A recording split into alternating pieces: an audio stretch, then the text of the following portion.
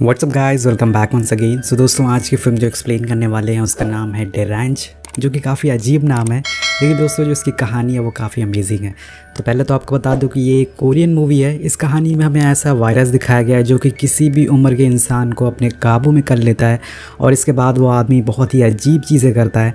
ये क्या है, इसके लिए आपको ये वीडियो देखनी पड़ेगी। तो चलिए कहानी की शुरुआत करते हैं। मूवी की शुरुआत में हमें जेसन नाम का एक आदमी दिखाया जाता है, जिसे देख के हमें लगता है कि वो शायद उसके साथ होने वाली हर चीज़ से वो नाखुश है और परेशान है। वो अपनी बॉस की फैमिली को लेकर अम्यूज़मेंट पार्क आया है और वहाँ सब काफ़ी एंजॉय करते हैं। फिर वो घर आता है और यहाँ हमें पता चलता है कि वो अपने बॉस के परिवार का ख्याल रखता है ताकि उसे कुछ और पैसे मिल सके। इस जॉब से वो काफ़ी ज़्यादा फ्रस्ट्रेट और परेशान हो चुका है। दोस्तों, जेसन एक फार्मा कंपनी में सेल्स रिप्रेजेंटेटिव का काम करता है और उसकी सैलरी काफ़ी कम होती है, इसलिए उसे अपने बॉस का हर काम करना पड़ता है जो भी वो उनसे करवाते हैं। अब जेसन थक और हार कर अपने घर आता है और उसे वहाँ बाहर उसका छोटा भाई माइकल मिलता है, जिसे वो काफ़ी दिनों से सीधे मुँह बात नहीं कर रहा था। वो उसे इग्नोर करके घर में घुस जाता है और आज हम देखते हैं कि जेसन के बेटे का बर्थडे होता है, लेकिन जेसन के पास इतने पैसे और इतना समय नहीं है कि वो उन्हें अच्छी सी जगह घुमाने ले जा सके, ये कुछ अच्छा खिला सके। तभी उसकी वाइफ जियोंग उसे बताती है कि ये खाना दरअसल माइकल लेके आया है क्योंकि इसका आज बर्थडे है। वेल, हम यहाँ पे देखते हैं कि जेसन के दोनों बेटे काफ़ी अजीब तरह से उस खाने को खा रहे होते हैं, मानो जैसे वो काफ़ी सालों से भूखे हों। अब वो ऐसा क्यों कर रहे हैं ये आपको थोड़ी देर में पता चल जाएगा। इसके बाद जेसन अपने रूम में चला जाता है आराम करने के लिए और वहाँ उसकी वाइफ आती है। वो उससे कहती है कि तुमने माइकल के साथ गलत किया, तुम्हें उसे अंदर बुला लेना चाहिए था, उसने हमें खाना ला के दिया था। और ये सुन के जेसन कहता है कि तुम मेरी बेइज्जती क्यों कर रही हो। तो उसकी वाइफ यहाँ पर ये भी उसे बोलती है कि अगर तुम पे ज़्यादा बर्डन पड़ रहा है तो मैं अलग जॉब कर सकती हूँ, लेकिन वो अपनी वाइफ को ये करने के लिए मना कर देता है। जेसन यहाँ पे उससे कहता है कि हमारी जो भी हालत हुई है ये सब माइकल की वजह से हुई है, अगर हम उस पर भरोसा नहीं करते तो आज हम काफ़ी खुश होते। अब नेक्स्ट सीन में हम माइकल को देखते हैं जो कि एक पुलिस ऑफिसर होता है। वो शेयर मार्केट में काफ़ी इंटरेस्ट रखता है। उसके कहने पे जेसन ने अपनी पूरी जमा पूंजी शेयर मार्केट में लगा दी और थोड़े दिन बाद शेयर गिर गए, जिसकी वजह से उसे काफ़ी भारी नुकसान हो जाता है। यही वजह होती है दोस्तों कि दोनों भाई के बीच में बात ना होने की। अब इसके बाद हम जेसन के ऑफिस का सीन देखते हैं, जहाँ पे उसके पास ऑफिस में एक कलीग आता है और उसका मजाक उड़ाता है क्योंकि उसके पूरे पैसे शेयर मार्केट में डूब गए थे। ये चीज़ सुन के जेसन को काफ़ी गुस्सा आता है, वो उसे मारकर चिल्लाकर वहाँ से भगा देता है। अब हम माइकल की वाइफ लिंडा को देखते हैं जो कि एक डॉक्टर होती है। दोस्तों, माइकल उससे कहता है कि मुझे तुम्हारी एक हेल्प चाहिए, मुझे एक लोन लेने में तुम्हारी मदद चाहिए जिससे कि मैं जेसन को दे सकूं ताकि वो अपनी लाइफ थोड़ी सी सुधार सके। मेरी वजह से उसकी लाइफ काफ़ी बुरी हो चुकी है और उसका काफ़ी नुकसान हो चुका है। लेकिन लिंडा काफ़ी गुस्से में आ जाती है और वो माइकल से बोलती है कि तुम लोन लेके अपने भाई की तरह मेरी भी लाइफ बर्बाद कर दोगे, और ये बोल के वो वहाँ से चली जाती है। अब रात में लिंडा जेसन से एक क्लब में मिलता है और वो माइकल के बारे में बताती है कि वो आज मुझसे एक लोन लेने के लिए आया था और जिससे वो तुम्हारी मदद कर सके। लेकिन जेसन कहता है कि उसका कुछ नहीं हो सकता है, मेरी मानो तो तुम्हें उसे छोड़ देना चाहिए, तुम उससे अच्छे इंसान को डिज़र्व करती हो। वो इंसान एक जहर की तरह है, उसके साथ जो भी आएगा वो बर्बाद हो जाएगा। दोस्तों, ये सीन आप देख के समझ गए होंगे कि अगली बार जब भी शेयर मार्केट में पैसे लगाना तो ध्यान से लगाइएगा, नहीं तो क्या पता आपका भी यही हाल हो सकता है। वेल गाइस, आजकल बच्चे शेयर मार्केट में पैसे लगा रहे हैं तो थोड़ा रिसर्च करके लगाना काफ़ी ज़रूरी होता है। अब रात में जेसन पानी पीने के लिए किचन में जाता है, लेकिन वहाँ उसे एक रूम में कुछ हलचल सुनाई देती है। जब वो रूम का दरवाज़ा खोलता है तो उसे वहाँ जियोंग और उसके दोनों बच्चे दिखाई देते हैं जो कि एक बड़ी सी प्लेट में खाना खा रहे थे। उनको देख के ऐसा लग रहा था कि वो काफ़ी दिनों से भूखे हैं, और उनको देख के दोस्तों वो बहुत ही ज़्यादा बड़ी प्लेट में खाना खा रहे थे। ऐसा लग रहा था वो कई दिनों का खाना एक दिन में खा रहे हैं। तो जेसन को देख के काफ़ी वियर्ड सा फेस बनाता है, लेकिन उसे लगता है कि शायद इनको भूख लगी होगी, इसलिए वो इस बात को इग्नोर कर देता है। और अगले दिन सुबह एक कपल को देखते हैं जो कि लेक के किनारे वॉक कर रहे होते हैं। तभी गलती से आदमी का पैर पानी में चला जाता है और जब वो उठता है तो दोस्तों वहाँ पे वो देखता है उससे एक आदमी की लाश दिखती है, जिसे देख के वो काफ़ी डर जाता है। वो फ़ौरन पुलिस को कॉल करता है और जब वहाँ पुलिस आती है तो उसमें माइकल भी होता है। वो लोग जब उस बॉडी को देखते हैं तो वो बहुत ही ज़्यादा भयानक होती है और वो सभी लोग वहाँ पे डर जाते हैं। उस बॉडी को देख के ऐसा लग रहा था मानो जैसे कितने सालों से वो यहाँ पे पड़ी हो। इसके बाद पुलिस वाले उस बॉडी को फॉरेंसिक के पास ले जाते हैं और वहाँ डॉक्टर भी चौंक जाते हैं उस लाश को देख के, क्योंकि उसने ऐसी बॉडी आज तक कभी नहीं देखी थी। वो कहते हैं कि ये काफ़ी अजीब और खौफनाक तरह की मौत है, जिससे शायद समझ पाना काफ़ी मुश्किल है। अगले दिन हमें कोरिया शहर दिखाया जाता है जहाँ के सारे लेक में ऐसे ही लोग मरे हुए मिले थे और ये समझ पाना मुश्किल था कि ये आखिर कैसे मर रहे हैं लोग। ये न्यूज़ पूरी जगह फैल जाती है और जब सुबह जेसन और उसकी फैमिली उठती है तो जियोंग टीवी ऑन करती है। वो ये न्यूज़ देख के काफ़ी ज़्यादा डर जाती है। फ़ौरन ही जेसन को जाके ये न्यूज़ के बारे में बताती है, लेकिन जेसन ज़्यादा इस बात पे गौर नहीं करता। वो बोलता है कि ये सब फेक न्यूज़ है जो कि फालतू लोगों ने फैलाई है और अब मुझे अपने बॉस के साथ गोल्फ खेलने जाना है ताकि मैं थोड़े और पैसे कमा सकूं। लेकिन जियोंग उसे काफ़ी मना करती है कि बाहर मत जाओ, हो सकता है ये किसी तरह का वायरस हो।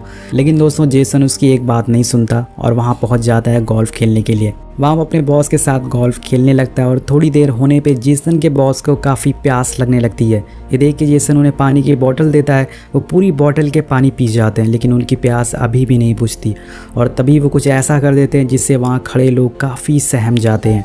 वो गोल्फ कार से उतर के वहाँ पास वाले लेक में भागने लगते हैं और उसमें कूद जाते हैं। ये सीन देख के हमें ऐसा लग रहा था कि मानो उन्हें ज़बरदस्ती पानी के अंदर डुबाया जा रहा हो और ये सब देख के जेसन फ़ौरन ही उन्हें बचाने के लिए वहाँ भागता है। लेकिन दोस्तों जब वो उनकी बॉडी को पलटता है तो वो पूरी तरह से काली पड़ चुकी थी।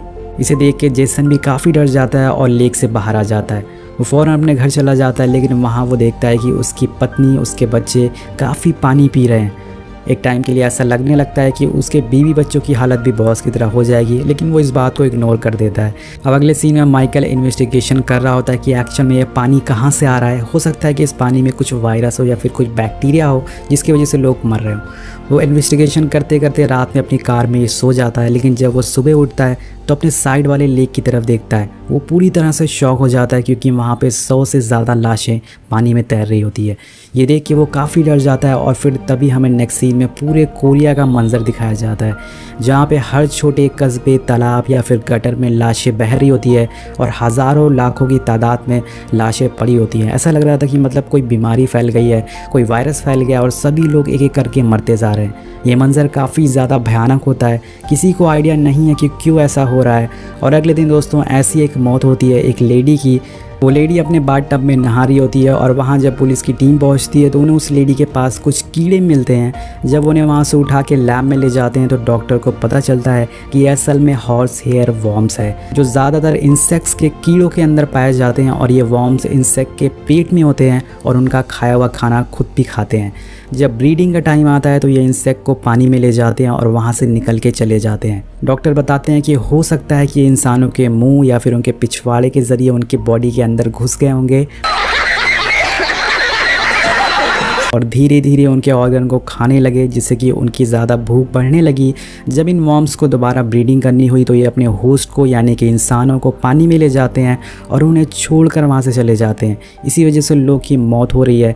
अब इसे कैसे रोका जाए इसके बारे में किसी को पता नहीं होता और डॉक्टर्स बताते हैं कि ज़्यादा भूख लगना और ज़्यादा प्यास लगना इसका सिम्टम्स है। और फिर गवर्नमेंट शहर में अनाउंसमेंट कर देती है कि अगर किसी को ऐसा कुछ सिम्टम आ रहा है तो वो फ़ौरन डॉक्टर के पास जाए और तालाब या पानी से वाली जगह पे ज़्यादा से ज़्यादा दूर रहे। इसके बाद ये न्यूज़ जेसन सुन लेता है और वो भागते भागते अपने घर पहुंचता है। वो अपनी पत्नी से पूछता है कि क्या तुम लोग किसी लेक के पास गए थे।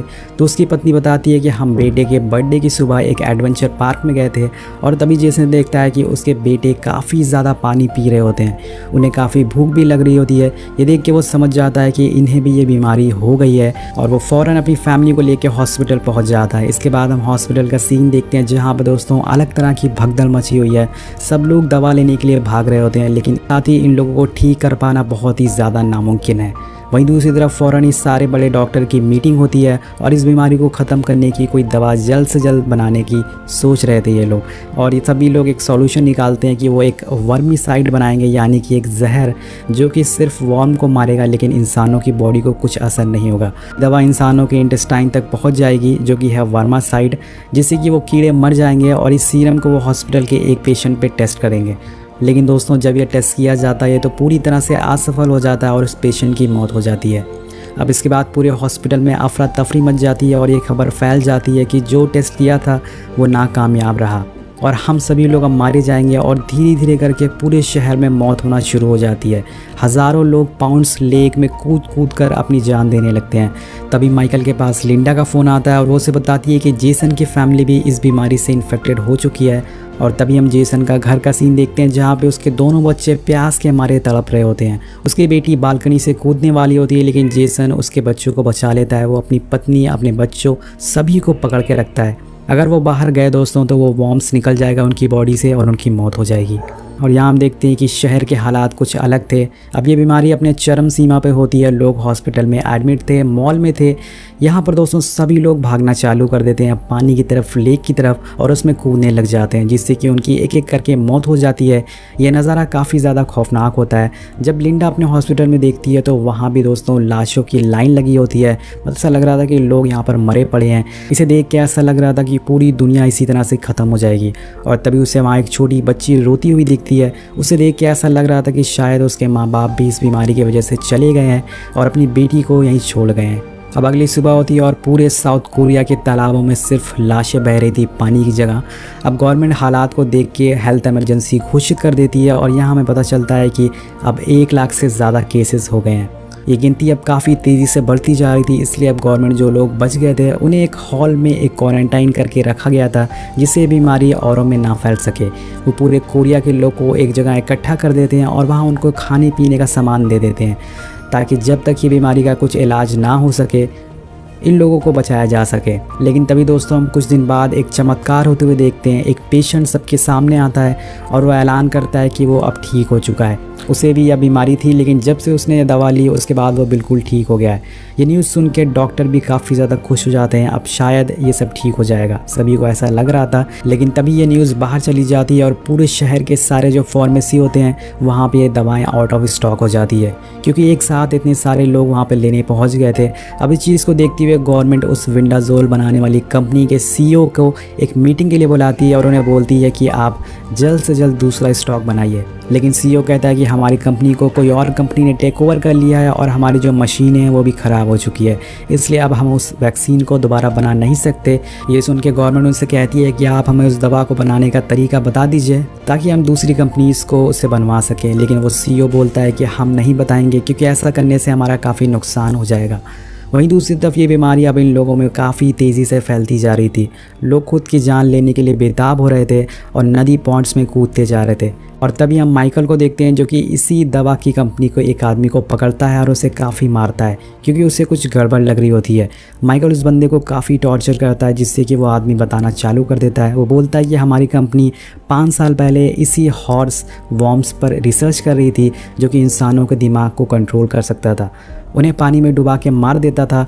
इसलिए हम इसकी एक दवा बना रहे थे जो कि मार्केट में आते ही हमें काफ़ी फ़ायदा पहुंचाने वाली थी। लेकिन हमें एक बॉक्सटन नाम की कंपनी ने टेक ओवर कर लिया और फिर उन्होंने ये रिसर्च भी बंद करवा दी।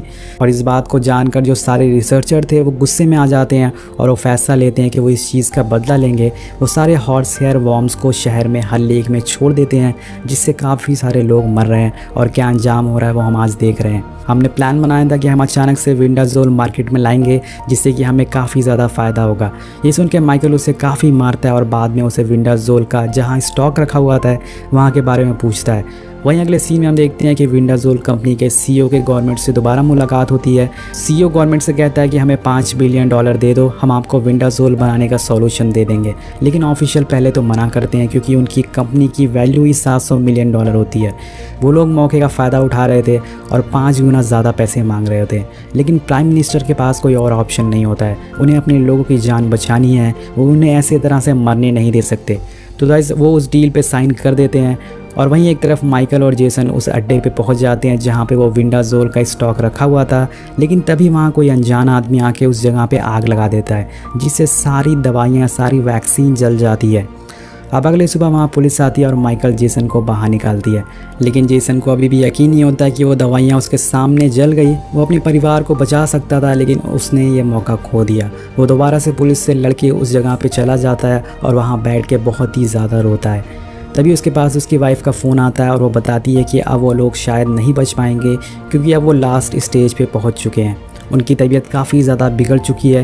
वो जेसन से, उसके बेटे से उसकी बात करवाती है, जिसकी हालत काफ़ी ज़्यादा बुरी होती है। अब वहाँ पे लिंडा और माइकल भी आ जाते हैं और जेसन को एक आइडिया आता है। बोलता है कि अगर विंडाजोल ये काम कर सकती है तो हो सकता है कोई और भी जो ड्रग इसी तरह की हो वो भी ये काम कर सकती है और लोगों को उसे बचाया जा सकता है। अगर हम उस ड्रग को इंसानों के शरीर के अंदर डालें तो वो भी काम करेगी इसी तरह से और उनकी जान बच जाएगी। अब इसके बाद जेसन और माइकल निकल जाते हैं क्योर ड्रग को लेने की तलाश में।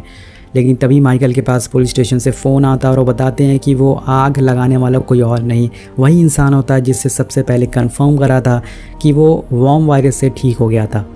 लेकिन ऐसा कुछ नहीं था, वो बल्कि एक नाटक था दोस्तों, ताकि उसे अच्छे खासे पैसे मिल सकें। मतलब लोग बीमारी की वजह से लोग कितना लोगों का फ़ायदा उठाते ही हमने देखा था दोस्तों। कोविड के टाइम पे कुछ लोग मास्क सैनिटाइज़र कितने हाई प्राइस में बेच रहे थे, उनकी मजबूरी का फ़ायदा उठा रहे थे लोग।